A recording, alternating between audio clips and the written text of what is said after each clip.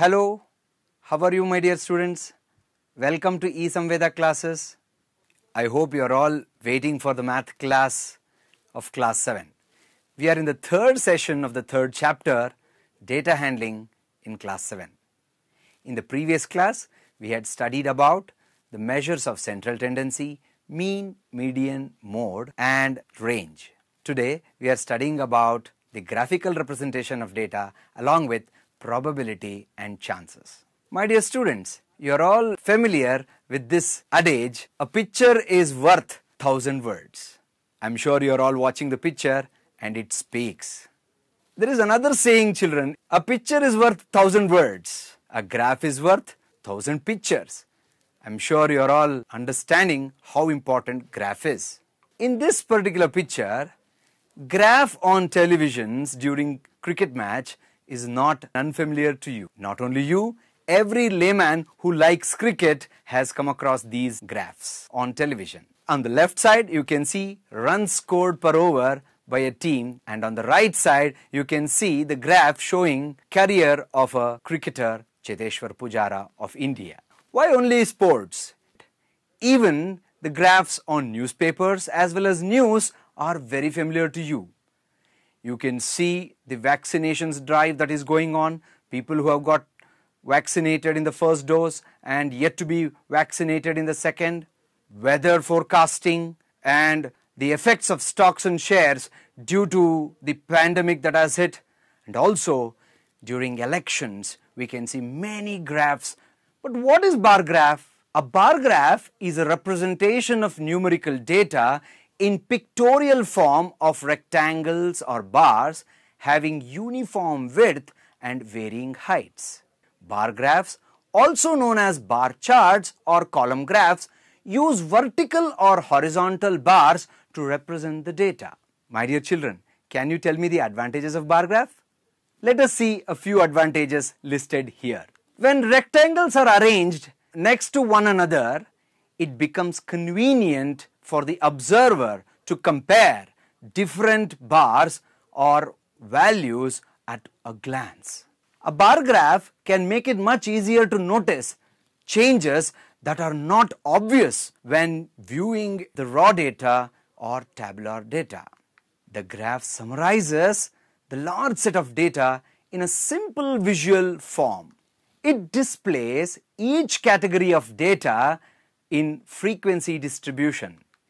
It clarifies the trend of data better than the table. And finally, it helps in estimating the key values at a glance. My dear children, you may be wondering who invented this bar graph. Here is the inventor. William Playfair, a Scottish engineer and political economist, the founder of graphical methods of statistics. William Playfair invented 4 types of diagrams. In 1786, the line graph and bar chart of economic data, and in 1801, the pie chart and circle graph used to show part-whole relations. The credit goes to William Playfair. My dear children, world's first bar chart from the commercial and political atlas shows the relative importance of Scotland's trading partners. Here is the world's first bar chart which was designed by William Playfair. Children, observe this bar chart and answer the questions that follow.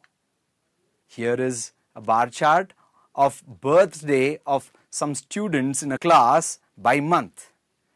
The x-axis representing the month and y-axis represents the number of students, which is the frequency. I hope you all have gone through the bar graph. Now it's question, during which month maximum students celebrate their birthday? Perfect. It is during June. Next question, how many students celebrate during the last 4 months? Correct. Add from September to December, you get the answer. Here it is. September 7, October 8, November 4 and December 6. Totally, there are 25 students who are celebrating their birthday in the last 4 months.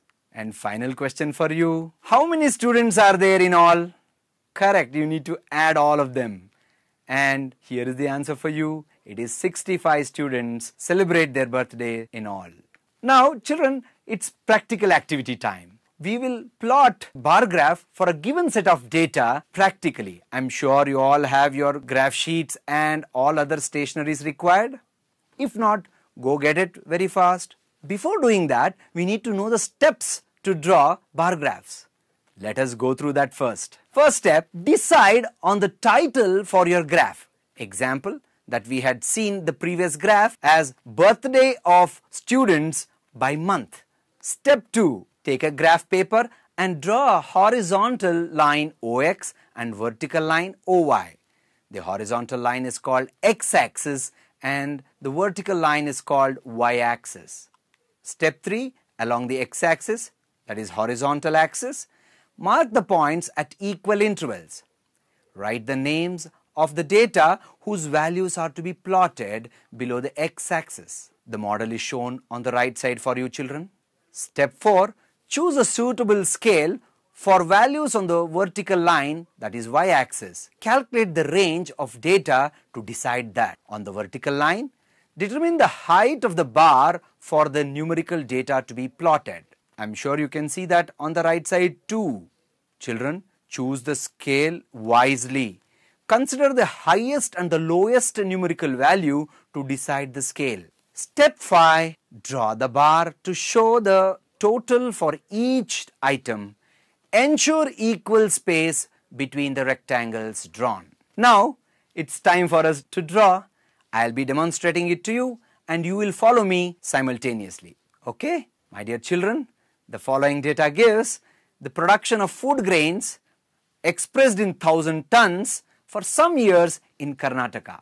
The data is tabulated for you on the right side. Later, answer these questions that follow. What will be the appropriate scale to plot the data as bar graph? My dear children, before plotting, ensure that you choose the scale wisely.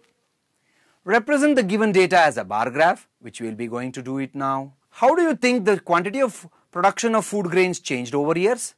Justify your opinion. Now let's start plotting the graph. Children, now we will be plotting the graph. The title that I have written here is Production of Food Grains. The x-axis and y-axis has been drawn mutually perpendicular to each other. I have marked equal intervals on the x-axis. Here we have chosen an appropriate scale of 1 centimeter equals 10,000 tons. Here we have marked for every 2 centimeters as 20,000 tons. You can observe that here. This has been done like this in order to the graph looks better to compare. Now we will start plotting the graph for the given data. In 1995, the food production was 120,000 tons. So we will plot 120 in the first column. My dear children, use pencil for your drawing. In 1996, the production was 150,000 tons. So we will mark the point between 140 and 160 so that in 1997 the production was 140,000 tons. In 1998 the production of food grains went up to 170 tons. In 1999 it was 180 and in 2000 it went up to 200,000 tons. Children, this is a bar graph which depicts the food grain production in 1000 tons over the years in Karnataka. Can you tell me which year we had the maximum production? Yes, it was in 2000. What do you think the quantity of production of food grains changed over the years? What is the reason for that? Some of the reasons are the improved science and technology, improved quality of food grains, fertilizers, and also farmers are being educated very often, and data handling has played a vital role which has also contributed for the increase in the food grain production. I'm sure you all will agree and also find out many other factors which may be the cause for this. Children, we just now plotted the bar graph. But I have a very interesting graph for you as well now. I'm sure many of you love this graph to see, and these are youth icons. Virat Kohli on one side and Sachin Tendulkar on the other, the true legends. You can compare the graphs that are given here on the left side as well as right side. My dear children, you will compare this to check who has scored fastest 12,000 runs and how they have scored. Apart from that, you have another picture here. The other two legends of football, Lionel Messi and Ronaldo. You all do the comparison for 30 seconds. Are you happy? There is another much easier way to compare this using double bar graph. I will be teaching you that now. Let us move on, children. Here is another newspaper extract, that is runs scored by Sachin Tendulkar and Virat Kohli in India and abroad. The comparisons you can see. Sachin Tendulkar has scored more runs abroad compared to Virat Kohli, while Virat Kohli has scored more number of runs at home than Sachin. This comparison is done after 12,000 runs in ODI cricket. This is another graph which compares the marks scored by a student in first term and second term. Of course, you all will do this as well. Here is a situation for you children in order to compare the scores before preparation for a test and after preparation for a test. Now you will be observing this graph and you will infer from that. Can you tell me what you have observed here? Test scores of students with and without preparation. Samhita has scored 90 after preparation and she has scored just 75 in a test before preparation. You can observe Rahim has scored 80 after preparing and 60 before preparation. Similarly, Joseph 75 after preparation and 65 before preparation for the test. And you can see Rakesh, he has scored centum after preparing. So what can you infer from this? Practice makes man perfect. So always get prepared for the tests or any sort of examinations. Situation 2. Here you can observe data collected from a survey of a township to conduct the annual sports meet. A few of them participated and remaining became spectators. That data is given in front of you and we are supposed to plot double bar graph for this particular data provided. After plotting the graph, we need to answer these questions. The questions are as follows. Draw a double bar graph choosing an appropriate scale. What do you infer from that bar graph? Which is the most popular sport? Which is more preferred, watching or participating in the sports? My dear children, here I have shown an animated graph for you. First step, draw x-axis and y-axis as we discussed earlier. Next, make equal marks on the x-axis. Similarly, make equal markings on the y-axis and write the categories on the x-axis that you want to compare with a suitable scale. That is, y-axis 1 unit equals 200 persons. Green color represents spectators and red color represents participants. Now with this suitable scale, make the markings on the y-axis which represents number of persons, that is the frequency. After that, draw a bar graph of spectators first and later you also draw for participants. Now after doing that, we can answer the questions. This is the data for which you are doing now. I am sure you all have done that without fail. Now let us answer the questions that follow this particular bar graph. What was the scale that we chose for this? Yes, y-axis is what? 1 unit equals 200 persons. Which is the most popular sport here? Correct, it is cricket. How many of them used to watch that? 1260. Which is more preferred, watching or participating? Of course, watching sports was preferred more than participating. I'm sure you are all eager to participate, children. Practice more bar graphs as well as double bar graphs. Take some bar graphs and try to compare and interpret the data that you have observed. Now, let us move on to the next subtopic called chances and probability. In our daily life, we have come across many such statements. Let us see a few. It is very likely to rain today. Indian team has a greater chance of winning the test series against England. Most likely, schools are reopening in October. Less chance of going for a trip during vacation due to pandemic. I will certainly attend your birthday party. Since I am not feeling well, it is very unlikely I will be going to office tomorrow. A person winning both gold and silver medal in the same race. This is impossible. If you wake up early, the sun rises in the west. I'm sure, children, most of your parents would have told this because they know you will not wake up early and sun will never rise in the west. What is so special about these sentences, children? Now, we have been coming across these words quite often.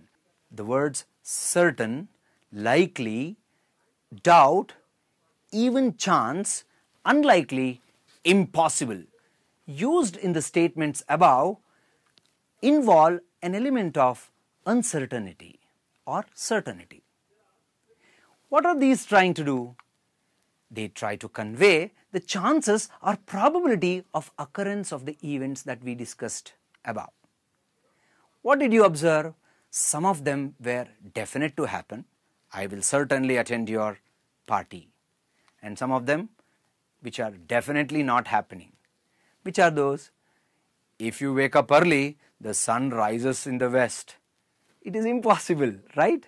And I'm not feeling well, so I'm unlikely that I will go to office. That means there is lesser chances of going to office. So, there is an impossible thing happening and there is also definitely that is guaranteed which will happen. In between, there is also chances may or may not go to the office or may not rain. So what are we trying to do here? Actually, we are trying to measure the uncertainty verbally. So, the quantitative measure of uncertainty of an event is called probability, or the degree of uncertainty of an event is called probability. Now, question arises, but what is the need to measure this uncertainty? My dear children, in our daily life it may not work so much, but in case of business, in case of predictions, in case of doing better, we need these kind of measurements. It plays a vital role in our progress of not only an individual but also a group or even country. For example, here is a win or lose probability. In the test match against England, India has a winning probability of just 30%, while England has 65% chance of winning the game. Also, there is a 5% chance of the game being drawn, not only in cricket. You all might have seen these kinds of win or lose probabilities in various games, isn't it, children? Now, let us look at some of the terms related to probability. Which are those? The first is trial. A trial is an action which results in one or more outcomes. Example, tossing a coin, getting a head is a trial. Outcome. The result of an activity is called an outcome. Again, when you roll a die, you get an even number or an odd number. This is also an outcome. Random experiment. An experiment in which the results of a trial cannot be predicted in advance is called random experiment. Or an experiment that can give different outcome even though repeated in same manner under same condition is termed as random experiment. In a random experiment, all possible outcomes or results are known. even before the experiment is performed. But when the experiment is performed, we are unable to tell the correct outcome. We can only predict. Let me show you some examples of random experiments. First, tossing a coin. Children, in cricket match, before starting of the match, the referee will toss the coin. Why do you think the tossing of a coin is the correct way to decide who has to bat or who has to bowl first? Think. Correct. The coin has two faces. One is head, the other one is tail. When you toss the coin, both outcomes have equal chances of occurring. At the same time, both the teams have equal chance of choosing whoever wants head or tail. Similarly, another experiment is what? Rolling dice. I'm sure you're all enjoying with that, correct? Playing Ludo and many other things. Third, it is the Indian dice. I'm sure you're all aware of Shakuni Mama in Mahabharata. So this is Daikattu. This I'm sure many of you would have tried. Bottle flipping. You have water in that and you try to flip and you will try to check your chance whether you can win or not. And this is another Desi game called, Kannada we call it as Kavade. When we do an experiment with tossing of coin, children, and when we repeat the tossing of coins nearly 20 times, these are the outcomes that I got. You also can try out. You may not get the same exact outcomes itself, but it will be either head or tail. Now, after doing this for several times, that is, initially we did for 20 times, next it was extended to 50, and then 100 and 500. The number of heads that came each number of time was recorded and tabulated. When it was 20 times, we got head 12 times and tails was 8 times. When it was done 50, head was 30 and tails was 20. When it was 100, heads was 52 and tails was just 48. And 500 times when we tossed, we got 485 times head and 515 times tails. What can you see here? As you are doing more and more number of trials, the chance of getting a head or a tail is becoming equal. Initially it looked head has more chances of occurrence, but as and when we increase the number of trials, they had almost equal chance of occurrence.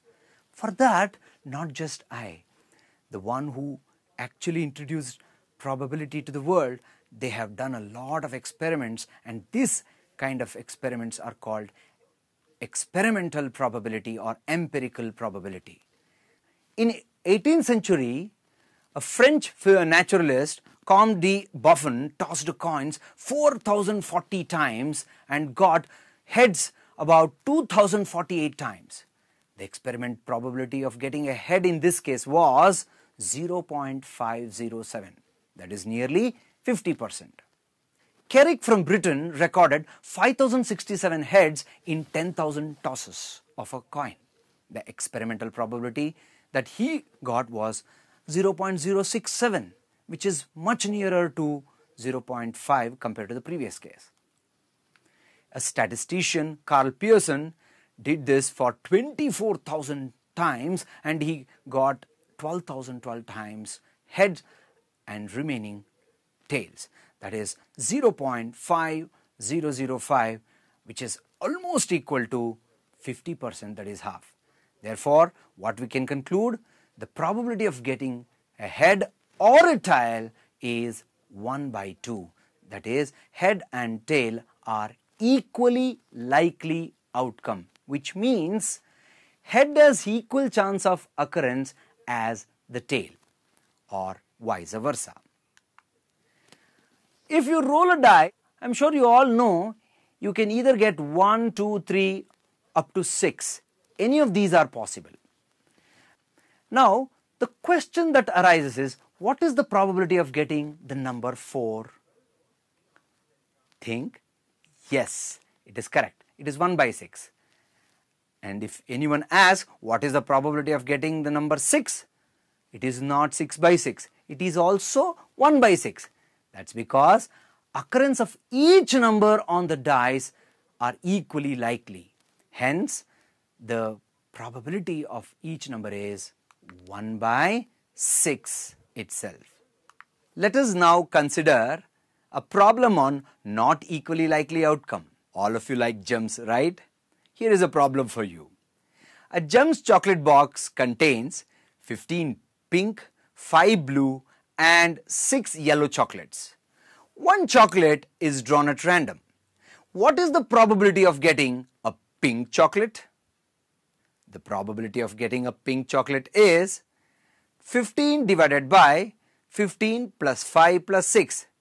15 plus 5 plus 6 is the total number of chocolates. Therefore, the probability of getting a pink chocolate is 15 by 21. What does this mean? This means for every 7 chocolates, you get 5 pink chocolates. But what is the probability of getting a yellow chocolate? The probability of getting a yellow chocolate is 6 by 21, which means 2 by 7. What can you infer from this? For every 7 chocolates, you will get 2 yellow chocolates. Now I think you can even calculate for blue chocolates. So what can you understand? These chocolates doesn't have equal probability of occurrence. So they are not equally likely outcome. Now I would like to ask you a question. We all discussed a die has 6 possibilities from 1 to 6. If I ask you what is the probability of getting the number 8, then your answer will be, sir, how is it possible? I am not saying it is possible. Definitely it is impossible. Children, I have a box and I have 5 rupee coins with me. I will put all these 5 rupee coins into this box and mix it thoroughly. If I ask you to come and pick one coin without saying, what is the probability that I get a 5 rupee coin from this? Sir, it is obvious, sir. You have all 5 rupee coins and definitely it should be 5 rupee coin itself. I didn't say no. Therefore, it should be 5 rupee coin itself. And it is a sure event or certain event. Now, what is the probability of the impossible event and sure event? Let us take a look of it. The probability of an impossible event is 0, while the probability of a certain event is 1. We should also know that the probability of any event lies between 0 and 1. This picture will confirm that. Do you agree, children? My dear children, it is home assignment now. Here is a question for you. Please do solve it and submit it to your teacher. This is the second question on probability.